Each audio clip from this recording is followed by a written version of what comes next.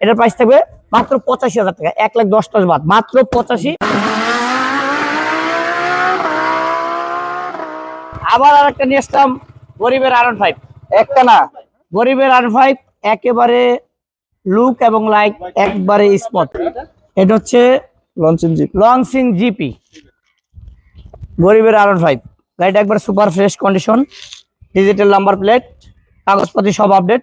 গাড়িটা একটু সুন্দর করে দেখান, ফগ লাইট টাইট লাগানো আছে। যে চালাইছে অবশ্যই গাড়িটা খুব স্মুথ করে চালাইছে। এই যে R15 এর উইন্ডশিল্ড গ্লাস লাগানো, মোটামুটি RCBর কিছু মাল লাগানো আছে, একবার সুপার ফ্রেশ কন্ডিশন।